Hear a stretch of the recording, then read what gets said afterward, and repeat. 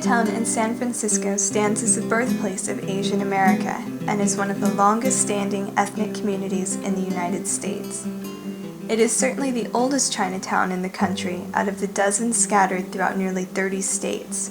From the Yellow Peril to the model minority, the Chinese in America have been subjugated, labeled, and misunderstood since the first peak of Chinese immigration in the 1850s and even up until present times. Brave men came from the north, the east, the south, the west. By the tens, the hundreds, the thousands, they tunneled the mountainside, they combed the gulches, they strained the rivers, creeks, and streams in their wild quest for gold. The discovery of gold in California in 1848 sparked a spirited fervor for mining in hopes of striking it rich. Lured by the promise of riches and a better life, thousands of Chinese, particularly from Taisan in Guangdong province, clambered onto ships in order to make a better life for themselves and their loved ones. Gold Mountain was the name appropriated mostly to California, a name that embodied the hopes and expectations of the people who called it thus. News of the gold discovery came at a strategic time when southeastern China was torn by poverty and ruin caused by the Taiping Rebellion. Generally, the men embarked on the journey to America and sent monetary support back to wives and family members back in China. These sojourners did not intend to reside permanently in America, and this may have made the Chinese more resistant to assimilation compared to other immigrant groups. They tended to live in bachelor societies in the Gold Rush area around San Francisco, forming an ethnic enclave that later became Chinatown. The coolies were recruited by labor brokers to build the western portion of the Transcontinental Railroad. By 1867, 12,000 Chinese were employed by the Central Pacific Railroad, representing 90% of the entire workforce. The Chinese laborers were described by the company president as quiet, peaceful, industrious, economical, ready, and apt to learn all different kinds of work. Eventually, however, American attitudes towards the Chinese began to sour.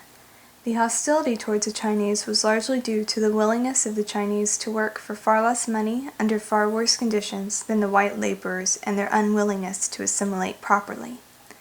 This anti-Chinese sentiment gave rise to the Chinese Exclusion Act of 1882, to date the only non-wartime federal law which excluded a people based on nationality.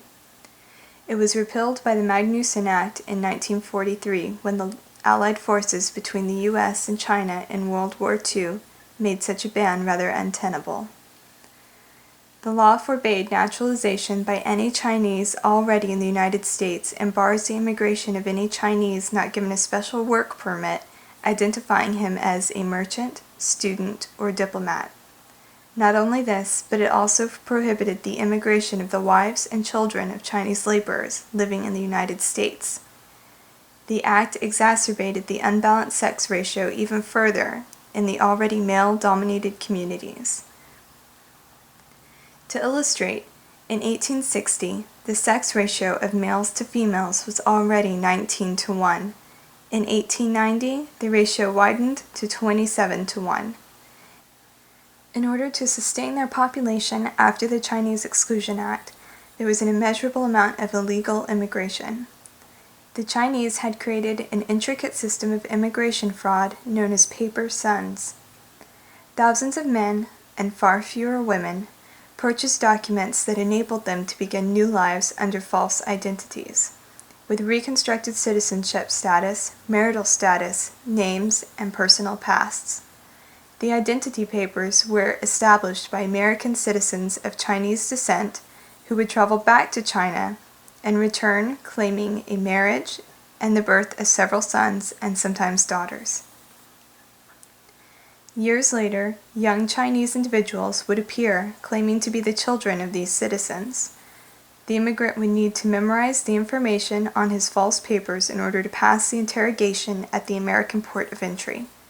The San Francisco earthquake of 1906 and its resulting fire destroyed a significant number of immigration and birth records, offering the opportunity for the paper son scheme to expand.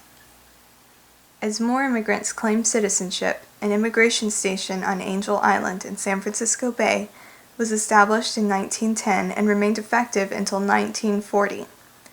When immigration authorities caught wind of the paper Sun system, the interrogation process became more rigorous and intensive, requiring immigrants to memorize increasingly detailed information.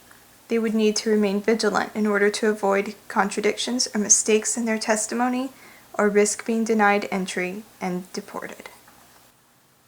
The geographic stability of San Francisco's Chinatown is remarkable and noteworthy. Even after enduring half a century of earthquakes, fires, and urban renewal, it has remained the same neighborhood with the same rich culture. Chinatowns have traditionally been the places where Chinese Americans lived, worked, shopped, and socialized. Although these cities were often overcrowded slum areas in the 1800s, Chinatowns have turned from crime and drug-ridden places to quiet, colorful tourist attractions in the mid-1900s. The Chinese Americans growing up in Chinatowns are presented with an interesting dilemma: how to reconcile their parents' wishes for them to retain and cherish their ethnic and cultural roots while pursuing their inclination to assimilate and fit in with their American peers.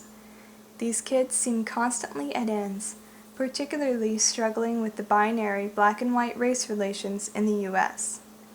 Physically marked by their non-Caucasian appearance, they experience alienation on one end from the white majority of the American population, while being separated from their cultural heritage by geography, language, customs, and practices, and ideology. According to the 2000 census, the Chinese American population has reached a little more than 2.43 million, close to 1% of the American population. This marks a 50% increase from the Chinese American population in 1990. Chinese Americans also boast the largest subgroup of Asian Americans. In the context of China's emerging social and economic prominence in the global community, the question of Chinese American identity has become more and more deliberated and contemplated. Identities are dynamic and constantly being produced, not freestanding accomplished facts, and thus it would be impossible to condense over a century of Chinese American history into a single cohesive being without acknowledging it in all its complications and variations. The narratives of the past exist as a relative point from which we are able to position and orient ourselves within an evolving discourse.